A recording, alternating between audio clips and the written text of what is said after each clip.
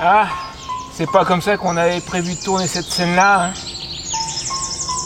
Il y a un an, j'avais pensé me mettre devant toi et puis te demander si tu avais envie qu'on aille au fin fond de l'Espagne ensemble et tu devais me répondre en allumant ton feu. Et puis finalement, on la tourne aujourd'hui, mais pour une raison bien différente. Et en fait, je croyais que j'allais tourner cette scène en mode complètement déprimé. Et en fin de compte, pas du tout. Ça va, je me sens bien. Je vais laisser Rocinante derrière moi, mais c'est pas définitif. J'ai une solution pour elle, pardon.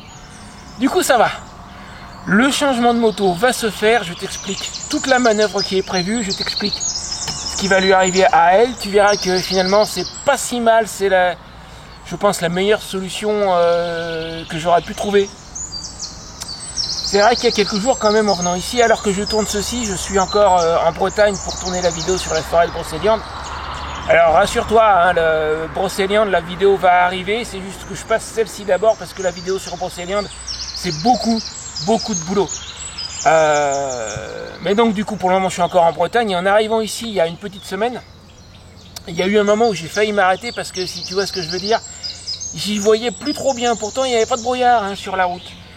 Mais j'étais persuadé que j'allais être obligé de la vendre et finalement, pas du tout. Je t'explique tout ça.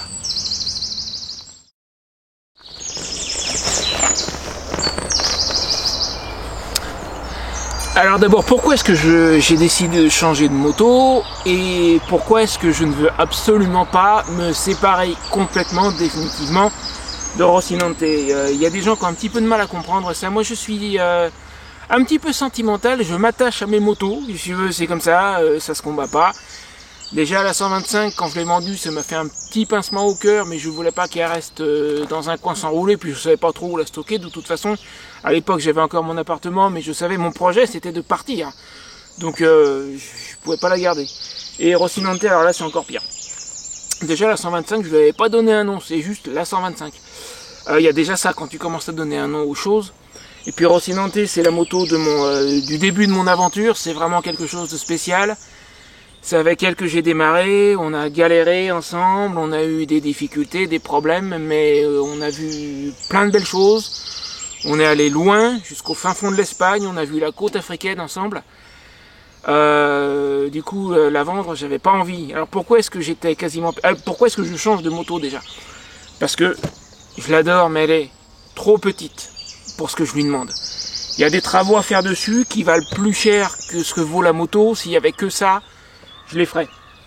C'est surtout les échappements complètement pourris, ça pétarade, ça souffle, c'est surtout ça, parce que sans ça, elle n'est pas en si mauvais état que ça, hein, elle a des petits problèmes mais rien de méchant. Mais elle est trop petite, j'aurais besoin de plus de matériel, elle ne pourra jamais le porter, avec ce que j'ai actuellement, elle est déjà limite en surcharge. Donc elle peut pas faire plus, je peux pas lui en demander plus. Elle n'est pas faite pour ce que je lui demande actuellement. J'ai réussi à faire avec jusqu'ici, mais ça peut pas continuer comme ça très très longtemps. Donc ça c'est la raison pour laquelle je veux changer, la raison pour laquelle il me faut une grosse routière. Maintenant pourquoi je veux pas m'en séparer, bah tu l'auras compris, je m'y suis attaché. Puis encore une fois, c'est vraiment quelque chose de très très spécial, c'est pas n'importe quelle moto, c'est celle du début de mon aventure. Alors j'avais demandé, pour rappel, je l'ai dit il y a quelque temps, j'ai petit souci avec le fisc. Disons que j'ai un peu bien gagné ma vie pendant une très courte période. D'ailleurs il y a 6 ou 7 mois j'ai publié une vidéo où je disais qu'à une époque j'ai gagné 3-4 000 $, c'était, je travaillais avec une société américaine à l'époque, 3-4 000 $ par mois. Il y en a qui m'ont pris pour un gros affabulateur, c'est pas vrai, c'est-à-dire le gros affabulateur, c'est pas vrai. J'ai déclaré, et ça me crée des emmerdes jusqu'à aujourd'hui, hein, soyons clairs. J'ai déclaré 16 709 € exactement sur l'année 2017.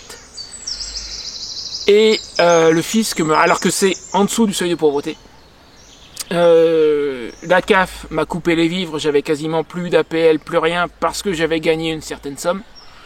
En parallèle, le fisc m'a réclamé 1 800 € de CSG-RDS que j'ai pas pu payer, parce que voulez-vous que je les trouve? J'ai même pas gagné de quoi vivre convenablement. Et les 16 708 €, je les ai gagnés sur une période de 4 à 5 mois, à peu près moins de la moitié de l'année, ça a été tout concentré sur 5 mois. Du mois d'août où mes commissions ont commencé à augmenter, et ça s'est cassé la gueule en décembre. Donc quand j'ai dit à l'époque que j'ai bien gagné ma vie pendant quelques mois, c'était on ne peut plus vrai. Et depuis, j'ai le fisc sur le dos qui essaye de me saisir de temps en temps. Alors c'est pour ça que je suis passé chez Compte Nickel, c'est parce que Nickel, les tentatives de saisie, c'est un forfait à 20 €. Qu'une banque normale, ils vont te bouffer 70-80 mois. 2019, j'ai eu 4 tentatives de saisie, 3 j'étais chez la Banque Populaire de l'Ouest, la 4e j'étais passé chez Nickel. Et Banque Populaire de l'Ouest, ça m'a coûté respectivement 80, 80 et 70 € rien qu'en frais de saisie. Mon banquier qui me dit qu'on ne peut pas les annuler, il y a un huissier qui se déplace, machin, bidule. Comment ils font chez Nickel pour que ce soit un forfait à 20 €, l'huissier il se déplace pas. Enfin bref, à cause de ça, je peux pas me permettre d'avoir 2 véhicules à mon nom. Parce que si j'ai 2 véhicules à mon nom, tant que j'ai qu'un seul véhicule, il est insaisissable. C'est mon seul et unique véhicule, personne ne peut y toucher. Mais si j'en ai 2, on peut me saisir un des 2, et tant qu'à faire, on va me saisir celui qui vaut le plus, c'est-à-dire la nouvelle moto. Donc il ne faut pas que Rocinante reste à mon nom. J'avais pensé la poser chez ma soeur qui possède une maison, où il y a potentiellement une petite place où je pourrais la mettre, c'est là où je la garais à l'hiver 2021-2022. Et qu'on fasse les papiers avec ma soeur pour 0 €, mais qu'officiellement elle la rachète, moi je déclare la vente en préfecture et puis terminé. Bon, ma soeur m'a dit oui, mais je sentais qu'elle n'était pas super emballée. Mais elle m'avait dit oui quand même, hein, mais ça lui plaisait pas des masses. Et puis moi je savais que Rocinante allait rester stocké à pourrir sur roue dans un coin pendant quelques années. Donc je m'étais un peu résolu à essayer de trouver, j'étais sur le point de faire une vidéo pour demander parmi mes abonnés s'il n'y a pas surtout un vieux de la vieille, un ancien, un qui est là depuis longtemps, qui voudrait la reprendre et la faire rouler un petit peu, toujours pour 0 €. Finalement, il n'y a pas eu besoin. J'ai... alors là, le fait d'être tombé sur ce mec-là il y a un peu plus d'1 an. Si tu te souviens, si tu me suis depuis un moment, l'année dernière, quand j'avais encore la fuite de fourche, depuis la fourche a été changée, hein, pour les nouveaux, la fourche qui est sur la moto, là, c'est pas la fourche d'origine, je l'ai changée l'hiver dernier, enfin je l'ai changée en février, exactement avant de repartir d'Alicante. J'ai acheté la seule fourche en bon état de toute l'Espagne, en fait, c'est pas compliqué. Mais donc elle a eu une fuite de fourche pendant 1 an et demi qui était due à une grosse rayure faite par un ancien propriétaire qui était invisible, c'était en dessous du niveau du joint. Et ma dernière tentative pour sauver cette fourche, je suis tombé sur Michael, qui est mécanicien indépendant, à côté de Dieppe. Je suis allé chez lui, on a tenté de sauver cette fourche avec, c'était mon idée, un kit de réparation pour fourche de VTT. Bon, malheureusement ça n'a pas marché, mais il a fait tout ce qu'il pouvait pour m'aider. Il m'a même fait un réglage, une synchro carbu aux petits oignons. Il m'a descendu, il n'en était pas sûr, hein. Il disait c'est possible que ça lui fasse baisser la consommation, mais c'est pas garanti. Elle a gagné 1,5 litre. Il a des doigts en or, ce mec. Et là du coup, en discutant avec lui de ce que j'allais faire pour le changement de moto, il y en avait peut-être une sur laquelle il y aurait des travaux. Donc quitte à faire des travaux sur une moto, moi je veux que ce soit lui, c'est pas compliqué. Je lui fais confiance à 100%. Je sais qu'il fera un travail propre, je sais qu'il est passionné par ce qu'il fait. Et puis en discutant avec lui, eh ben, on a trouvé une solution toute simple. C'est lui qui va la reprendre, toujours pour 0 €, sincèrement. De toute façon, si je voulais la vendre vraiment pour de l'argent à quelqu'un, avec les travaux qu'il y a dessus, rien que l'échappement, en neuf, 2 silencieux neufs, 300 € par côté, ça fait 600, plus les petites pièces intermédiaires, on est au moins à 30-40 € de plus, allez je vais arrondir. On est à 700 € pour les silencieux, les deux avec les petites pièces intermédiaires. Il y a fuite d'échappement aussi à l'avant au niveau du collecteur parce que les pièces qui le maintiennent sont rouillées. Là j'avais regardé pour le faire, ça quand même moi-même, il y en a pour 50 € par côté, donc j'étais à 700, ça fait 800. C'est une moto que j'ai acheté 1100 €. Rien que les échappements, sans compter les petites bricoles qu'il peut y avoir à côté, il y en a pour presque aussi cher que ce que j'ai payé la moto.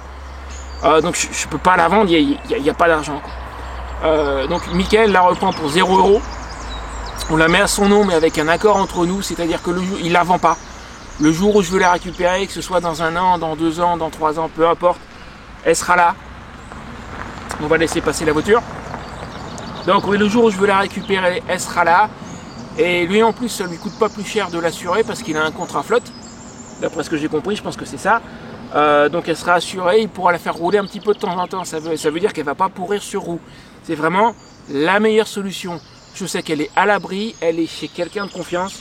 Le jour où je veux la récupérer, elle sera là. Voilà. Donc pour Rocinante, on a trouvé avec Mickaël la meilleure solution possible. Je pense que j'aurais pas pu sincèrement trouver mieux. Voilà, en ce qui la concerne elle, donc dans quelques semaines, elle sera chez lui. Ensuite, comment ça va se passer pour la nouvelle moto et qu'est-ce que c'est? Alors ceux qui me suivent depuis un moment, l'appareil doivent se douter. C'est une Yamaha Royal Star XVZ 1300. Pourquoi d'abord est-ce que je me suis fixé sur ce modèle? Première chose, c'est une ancienne entre guillemets, c'est pas une moto des années 50, hein. Celle que je vais acheter, elle est de 2000. C'est des motos que Yamaha a produites, alors ce modèle-là c'est la deuxième génération, je crois que ça doit être de 1996 à 2004-2005, un truc comme ça. Donc c'est ce que moi j'appelle une ancienne, c'est-à-dire qu'elle n'est pas bourrée d'électronique. Il y en a un petit peu, il y a notamment le... comment ça s'appelle? Je cherche le terme français. Ça m'énerve quand c'est comme ça, c'est quand tu as 3 langues dans la tête, tu trouves le terme en 2 langues et pas dans la troisième, et c'est justement dans la troisième qu'il te le faut. Y compris la troisième, ça peut être ta langue maternelle. Cruise control, c'est-à-dire là, le régulateur de vitesse. Donc il y a un tout petit peu d'électronique, mais il n'y a pas grand-chose. Et si le régulateur de vitesse tombe en panne, franchement, c'est pas dramatique, ça m'empêche pas de rouler. Donc l'idée, c'est que sur une machine comme ça, c'est de la bonne vieille mécanique. N'importe qui peut intervenir dessus, même un mécanicien amateur. Même moi, il y a des petites choses que je peux faire sur Rocinante, je lui fais ses vidanges. Bon la nouvelle, les vidanges c'est pareil, hein, c'est un bouchon, un filtre, vidange moteur je peux le faire, vidange du cardan je peux le faire, ça sera un cardan sur celle-là. En cas de pépin mécanique, ça peut se passer comme ça s'est passé pour Rocinante, c'est-à-dire que je peux trouver quelqu'un pour m'aider et il n'y a pas besoin d'avoir la valise électronique qui va bien et tout le bazar. C'est de la bonne vieille mécanique, pardon. Ensuite, deuxième intérêt de cette machine, c'est pas un moteur énormissime, c'est pas aujourd'hui, tu veux un gros bicylindre en V 1800 cm3, ça se trouve, hein, y a même des moteurs qui dépassent les 2 litres. Il n'y en a pas beaucoup, mais il y en a quelques-uns. Je crois que il doit y avoir du 2 litres 1, un truc comme ça, du très très gros. Là c'est un 1300 et c'est un V4. 4 cylindres et non pas 2. Tu la regardes de côté, tu verras, j'ai quelques photos. Si je te dis pas que c'est un 4 cylindres, tu vas croire que c'est un bicylindre en V façon Harley. C'est un 4. Ça veut dire que je vais avoir au premier coup d'œil l'apparence d'un bon vieux bicylindre en V, mais la souplesse d'un 4 cylindres, et je vais avoir du couple sans avoir un très très gros moteur. Ça veut dire que ça doit normalement permettre de réduire la consommation. J'ai recherché des commentaires de gens ayant la même moto et qui indiquent leur consommation, parce que sur les forums tu as des gens qui demandent ouais je viens d'acheter cette moto, je trouve la consommation un peu bizarre, ceux qui ont la même, vous consommez combien, etc. Et il y a beaucoup de gens qui disent en roulant à 80-90, moi je fais du 5 litres 2, 5 litres 5, c'est-à-dire à peine plus que Rocinante. La moto est beaucoup plus grosse, hein, elle pèse 305 kg à sec, ça veut dire tout plein fait on est à 320, 330, un truc comme ça. Rocinante c'est aux alentours de 200 kg. Pour réussir à consommer à peine plus, avec largement une bonne centaine de kilos de plus, faut le faire quand même. Et je pense que c'est en particulier dû au fait que c'est un 4 cylindres. Avec les 4 cylindres, tu vas développer du coup beaucoup plus de couple et plus de puissance qu'un bi à cylindrée égale. Un bi en 1300, il y aurait normalement moins de puissance, moins de couple, pardon. C'est un des intérêts d'avoir un 4 cylindres, c'est la souplesse et puissance et couple avec cylindrée plus réduite, donc une consommation plus réduite. Donc ça, c'est ce qui m'a attiré à la base sur cette moto, avec le fait que c'est un custom, moi c'est le style que j'aime, et puis c'est la position que j'aime aussi. Moi qui ai des petits problèmes de bas du dos, le fait d'avoir le dos droit ou très très légèrement en arrière et de pouvoir m'appuyer sur mes bagages, ça m'aide beaucoup. Les pieds en avant, ça me va très bien. Je suis pas comme par exemple j'ai un ami de Spi que je vais peut-être passer voir cet été en allant parce qu'il est dans le nord de la Normandie, peut-être qu'en allant chez Mickaël je pourrais m'arrêter le voir. Je sais que lui par exemple a des problèmes lombaires et il est obligé de conduire des roadsters parce que comme ça il a les pieds verticaux sous lui et ses jambes en fait lui servent d'amortisseur pour son dos. Un custom il pourrait pas à cause de son dos. Moi, mes problèmes de dos, c'est des problèmes musculaires en haut du dos. C'est pas du tout pareil. Du coup, j'ai pas besoin que mes jambes me servent d'amortisseur. Par contre, si je peux m'appuyer sur mes bagages, là, c'est super.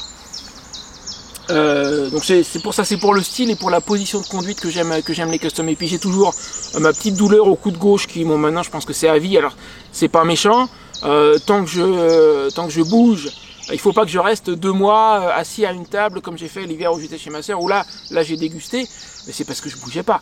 Tant que je bouge, il n'y a pas de souci. Par contre, un truc genre roadster ou sportif où je vais avoir un guidon relativement étroit, où ça tire pas mal sur les bras pour la manœuvrer, bah, quand j'ai fait ma passerelle, c'est-à-dire que je suis passé du permis A2 au permis A complet, donc j'ai conduit les roadsters de l'auto-école, et là, 7 heures dans la journée, quand je suis rentré, j'ai rien dit. Mon homonyme Sébastien, qui est mon bon vieux moniteur moto, s'il regarde ça, il s'en est pas rendu compte parce que j'ai rien dit, j'ai rien fait, mais surtout sur la fin, il m'avait mis devant, et c'est sur la fin où j'ai franchement dégusté au niveau du bras gauche. C'est comme ça que je sais qu'un roadster, de toute façon, pour le bras, sur des longues distances, je pourrais pas. Par contre, un custom avec le guidon large, sur route, alors en ville, faut manœuvrer un petit peu, mais sur route, c'est royal, ça tire pas sur les bras, c'est reposant, c'est peinard, on va relaisser passer la voiture. Et j'ai presque fini la vidéo de toute façon. C'est les grands boulevards ici. Donc, voilà les raisons pour lesquelles j'ai choisi cette moto. Alors, un dernier truc, j'ai eu un coup de bol. Un gros coup de bol. À la base, elle n'était pas sur mon radar, celle-là. Je l'avais vue il y a quelques mois. Elle a été affichée à 5400 € et vu le budget que j'ai, moi j'avais fini par mettre un filtre à 5000 €, sachant que faut pas que je dépasse les 6000. S'il y a quelques frais à faire sur la moto, faut pas que j'achète la moto à plus de 5000 pour avoir de la marge derrière. Donc j'avais fini par mettre sur mes recherches un filtre à 5000. Du coup celle-là était à 5004, je la voyais plus. Puis il y a 2-3 jours, le propriétaire a baissé son prix, je suppose qu'il n'avait pas de touche. Il l'a descendu à 5000. Du coup 5000, elle est réapparue dans mes annonces. Et là je la vois et coup de chance, elle a les grandes valises. C'est la version Tourer a priori, c'est la version classique Tourer. Je me dirigeais sur une autre qui avait des sacoches achetées à part, un peu comme celle que j'ai sur Rocinante. Alors ça, ces sacoches, là, sur Rocinante, c'est du 22 litres. C'est ce qu'on trouve de plus grand en prix raisonnable, on va dire, et j'envisageais en fait de racheter les mêmes. Mais en théorie, il me faudrait plus de capacité. Et les grandes valises de la version Tourer sur la Royal Star font 44 litres par côté. Ici, 22 litres par côté, donc le double. Ça m'aurait bien arrangé, mais celle vers laquelle je me dirigeais pendant un moment, bah, elle n'avait pas ça. Et puis elle n'avait pas non plus la bulle détachable. Sur celle que je vais acheter, sauf erreur de ma part, c'est une bulle à attache rapide. C'est-à-dire que tu as 2 poignées, clac clac. Je vais te montrer, alors là, c'en est pas une, mais pour le principe, si tu veux, à l'avant de la bulle, là derrière, tu as 2 poignées, clac, clac, tu lèves, la bulle s'en va. Et ça, pour la rentrée dans la tente, ça risque d'être vraiment pas mal. Parce que ce qui m'empêche de pousser Rocinante un peu plus sur le côté quand elle est dans la tente, c'est la bulle qui risque de toucher la toile. La toile vient là, donc plus je pousse Rocinante sur la gauche, c'est forcément sur la gauche puisque la béquille est à gauche, plus la toile va se rapprocher de la bulle, elle finit par toucher, ça pousse dessus, ça risquerait d'abîmer la toile. Mais si je pouvais enlever la bulle, eh ben, j'aurais beaucoup plus de marge. À la limite, je tourne un petit peu le rétro et puis ça touche pas. La nouvelle moto est plus grosse, mais je pourrais lui enlever sa bulle. Donc je garde une chance d'arriver à la rentrée. Là, je croise les doigts parce que je suis pas sûr à 100% sincèrement, mais je garde une chance d'arriver à la rentrée dans la tente. Donc il y a les grosses valises et il y a la bulle qui se détache sur celle que je vais acheter. Et puis alors, elle est dans un état sur les photos, elle brille de partout. Elle a que 37 500 km, c'est rien. Et alors le gros coup de bol dont je parlais, je l'ai pas vu moi encore la moto. Alors j'achète pas sur plan, non, j'achète pas sur photo. C'est pas ça du tout. Il y a à peu près une semaine, il y a un de mes abonnés qui se reconnaîtra, merci Jean-Pierre, qui m'a contacté parce qu'il possède ce modèle là justement. Alors j'avais pas vu l'annonce qui était à 5004 qui a été baissée, elle n'avait pas été baissée encore. J'envisageais d'aller voir la moto qui était sur Nantes, qui finalement n'est plus en vente. Et donc on se contacte, et il m'explique les points importants à contrôler sur ce modèle, puisque lui il en a une, il la connaît bien, il me dit la maladie sur cette machine c'est la cloche d'embrayage qui se fend, et puis il faut contrôler l'amortisseur, le mono-amortisseur arrière, parce que Yamaha ne le fabrique plus, ça peut se faire reconditionner, mais ça prend du temps, c'est de l'argent, etc. Donc il m'a dit ce qu'il fallait vraiment regarder sur cette moto en dehors des points classiques, quoi. Puis finalement, donc celle de Nantes, je vais pas la voir. Je tombe sur cette annonce dont le prix a été baissé. Et tiens-toi bien, l'annonce, la moto en question est à 50 km de chez ce gars-là. 50 km de chez lui. Quand j'ai vu ça, j'ai commencé par contacter le propriétaire pour lui poser quelques questions. Puis j'ai contacté Jean-Pierre, j'ai dit elle est au pas de ta porte là.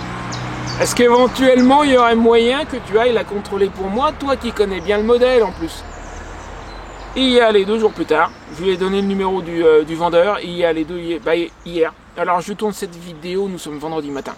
Donc il y est allé hier, jeudi. Il a regardé la moto, il m'a dit elle est impeccable, il m'a même dit, enfin ça il me l'avait dit avant en voyant l'annonce, il m'avait dit si tu veux la mienne elle a 50 000 km, je te laisse la mienne, je prends celle-là. Bon, plaisanterie mise à part, il est allé la voir, il m'a appelé, il m'a dit elle est impeccable, moi le seul reproche que je puisse lui faire c'est le frein avant un petit peu faible, ça c'est pas grave, je vais la ramener chez Michael, on va faire une purge du frein, terminé, on n'en parle plus. À part ça, elle est nickel. Pour 5 000 €, sincèrement je pense que c'est une affaire, les 5 400 auxquels elle était avant, je pense, sincèrement, c'est mon opinion, je peux le dire maintenant de toute façon, maintenant que j'ai un accord avec le vendeur qu'elle est bloquée, elle les vaut. Les 5004 elle les vaut. L'état où elle est impeccable. Il y a juste une purge de frein à faire. Alors pour le principe avec Michael, on va refaire les autres fluides, sauf la vidange moteur, parce que le propriétaire m'a dit qu'il allait faire une vidange moteur pour la vente. Le reste, pour le principe, ça mange pas de pain, du liquide de refroidissement, de l'huile de cardan, on va le faire, c'est rapide, ça coûte rien, voilà. Mais sans ça en soi, il n'y a rien à faire. Ah si, le seul truc, il lui manque un porte-bagages. Alors moi j'envisage, tiens, je vais en profiter pour poser une question, on sait jamais. Moi ce que je compte faire, c'est acheter un porte-bagages universel, le même que j'ai sur Rocinante en fait, qui n'allait pas dessus parce que là sur Rocinante il était trop large. J'ai fait prendre des mesures à Jean-Pierre sur la sienne puisqu'il a la même. Je vais acheter le même porte-bagages. Là il est à peine trop large, c'est-à-dire qu'il va taper en fait tel quel dans les fixations du dosseret qu'il faudra enlever. Donc sur Rocinante il était trop large, il a fallu tordre les pattes vers l'intérieur pour fixer le porte-bagages sur l'extérieur des fixations. Sur celle-là, on va aussi tordre les pattes, je pense, mais pour le fixer sur l'intérieur des fixations, ou peut-être sur l'extérieur, on verra comment ça va se goupiller. Il faudra tordre les pattes un petit peu et refaire des trous. C'est de l'universel. Maintenant, si par hasard, si par le plus grand des hasards, parmi mes abonnés, il y en a un qui possède, c'est extrêmement improbable, j'aurai pas encore un autre coup de peau du siècle, je pense pas, mais s'il y en a un qui possède un porte-bagages d'une Yamaha Royal Star, encore une fois c'est la XVZ 1300, c'est le 4 cylindres des années 2000. S'il y en a un qui a un porte-bagages qui va dessus, dites-le moi. Avant que je n'achète, le porte-bagages compatible, je vais l'acheter début juillet, dans une semaine, 10 jours, un truc comme ça, je vais le commander. D'ici là, si jamais il y en a un qui a un porte-bagages qui soit celui d'origine, qui aille vraiment dessus, je suis preneur. Voilà. Pour référence, le porte-bagages compatible, là, il va me coûter 40 balles. C'est pas cher ce machin-là, et au moins je sais, en prenant ce modèle-là, je sais qu'il a la capacité de prendre la charge dont j'ai besoin. Après, tiens, un autre avantage de la nouvelle moto, je vais pouvoir simplifier ma bagagerie. Actuellement, ma fusée, tu l'as vu sur certaines vidéos, lapsus, ma moto, c'est une fusée à étage. C'est-à-dire que j'ai là, sur le siège passager, j'ai 2 rouleaux, il y a 2 sacs étanches, il y a la tente, et devant, j'ai un sac étanche de 30 litres qui contient mes vêtements. Au-dessus, j'ai une sacoche étanche de 40 litres.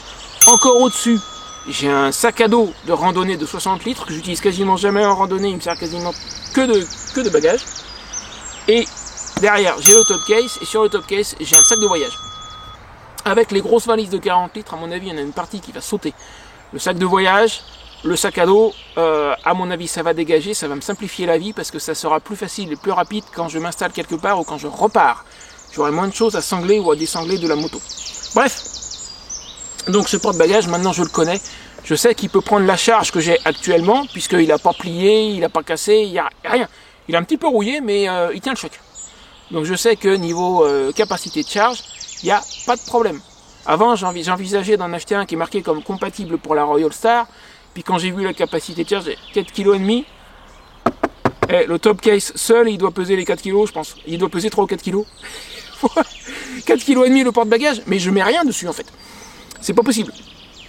Donc là, le compatible que je compte acheter, enfin l'universel, qui n'est pas directement compatible, qu'il faudra modifier un petit peu, je sais qu'il peut tenir le choc. Il tiendra le choc parce que c'est le même que celui-là.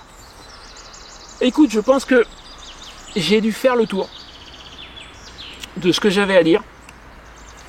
Je suis en train d'y réfléchir. Ah ça alors! Un micro, pas croyable! Qu'est-ce qu'il fait là? Alors je sais pas si tu te rappelles, quand je suis passé en Auvergne l'année dernière, le micro qui était dans mon casque, le même que celui-ci, m'a lâché. Et depuis, j'ai plus tellement fait de vidéos sur la moto parce que au niveau son, c'était pas ça. Là, j'en ai racheté, c'est un micro à 10 balles. Comme j'ai passé une commande sur Amazon en fait pour renouveler mon réchaud à bois qui était vraiment plus qu'en fin de vie, j'en ai profité pour prendre le micro parce que je me suis dit quand je vais acheter la nouvelle moto, il faudra la tester en roulant quand même, ils vont vouloir voir ça. Mais si j'ai un son pourri, ça va pas le faire. Donc j'ai racheté un micro. Qu'est-ce que je voulais expliquer en dernier? Je sais même plus. Ah oui, quand je vais aller voir la moto, écoute, on va tester ce nouveau micro, je te l'explique en roulant. Normalement là-bas je crois qu'il y a un monument ou un truc comme ça, je sais pas trop. Dans le fond, puisqu'il y a une voiture qui est passée tout à l'heure, je vois pas pourquoi je pourrais pas y aller avec la moto. Allez, on fait ça. Ok. Les petits claps. Ça c'est pour la synchro. A priori, ça m'a l'air tout bon. On croise les doigts. En théorie, c'est bon. Mais tu connais peut-être l'expression « un jour j'irai vivre en théorie ». Car en théorie, tout est possible. C'est surtout qu'il ne faudrait pas que la prise audio bouge. Quand ça arrive, je me retrouve sans son. Et le petit problème des câbles audio, c'est pas d'une précision extraordinaire. Donc, ce que j'étais sur le point de dire, j'espère que la caméra est à peu près droite. Oui, quand est-ce que je vais aller chercher la nouvelle moto? Deuxième moitié de juillet. Je t'explique pourquoi. Moi, il faut que je récupère d'abord un chèque de banque pour le vendeur. Et il va falloir 8-10 jours, et il est commandé le chèque de banque. Il va falloir 8-10 jours à peu près pour l'avoir. Donc je ne l'aurai pas avant début juillet. Sauf que Michael m'a dit, évite le week-end du 15 juillet, c'est mon anniversaire et le baptême de ma fille. Donc, si je récupère normalement, je devrais passer le récupérer vers le 7, je crois. En théorie, le chèque. Et que je me prépare à aller acheter la moto et revenir chez Michael, et ben on va tomber en plein sur ou juste avant le week-end à éviter. Donc ce qu'on va faire, c'est que je vais voir ça avec Michael, comme je dois poser Rocinante chez lui. Je vais probablement aller chez lui le mardi ou le mercredi. Sinon le mercredi ça me paraît très bien. Elle est où leur allée couverte? Parce que d'après le panneau, j'ai cru que c'était un monument mégalithique. Alors en fait non, l'allée couverte c'est juste les arbres. Je croyais qu'il y avait un monument ici. Pas du tout en fait. J'aurais presque pu me mettre là pour tourner la vidéo. Ouais, c'était pas grave, c'était bien là-bas. Donc, disais-je. T'as vu si je fais les demi-tours comme un grand? J'ai même pas posé le pied. Je pense aller le mercredi d'après poser Rocinante chez Michael.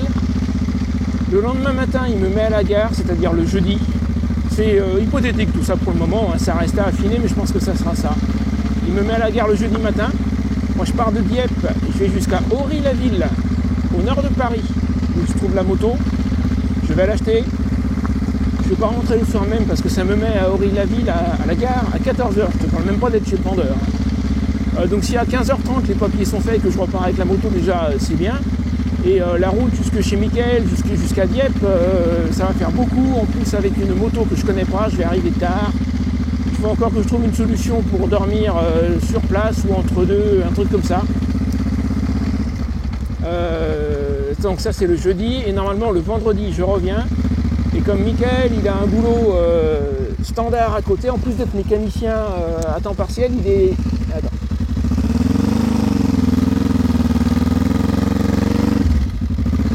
Démarrage en côte au frein avant, il faudra que j'apprenne à le faire avec la nouvelle moto, elle est un peu plus lourde. Mais ça fait que je garde les deux pieds au sol. Ouais, normalement je dois aller par là. Ouais, disais-je, il est ambulancier Mickaël en fait. Donc en semaine il est là que le soir. Et en faisant comme ça, ça me fait ramener la moto chez lui vendredi soir. Et comme ça, on a le samedi tranquille pour faire ce qu'il y a à faire dessus, peinard. Voilà, c'est un petit peu l'idée. Bon, écoute, maintenant, je vais rentrer, monter cette vidéo, voir ce que ça donne au niveau du son. En théorie, ça devrait être bon. Mais j'ai déjà dit en théorie, qu'est-ce qu'on doit être bien en théorie. Bah écoute, c'est tout. Donc la semaine prochaine normalement ce sera la vidéo sur Procélium qui est déjà en cours de montage, mais j'ai pas, à l'heure où je tourne cette vidéo, j'ai pas tout tourné en fait à cause de la météo, tout c'est en train de se couvrir. J'ai pas trouvé un moment pour retourner sur place. J'ai filmé les 3 premiers lieux, à voir ça va être une vidéo du style les 6 ou les 7 lieux, à voir absolument toutes ces vidéos de série numéro 1, numéro 2, numéro 3, etc. Pour le moment j'en ai pas. J'ai pas trouvé un moment de vraiment beau temps où je risque pas de me prendre une averse sur le point de mes pour aller filmer les 3 autres. C'est qu'il y en a pour plusieurs heures, hein. C'est des vidéos pour y aller à pied, ils sont pas tous sur le endroit. Pour filmer les 3 premiers, je suis arrivé, je suis parti de là où j'ai ma tante en ce moment, il était, je sais pas, 9h du matin, arrivé sur place avant 10h, j'ai fini de filmer attends, je sais même pas où je vais moi en fait. Je vais rentrer dans Plohermel, c'était pas le but.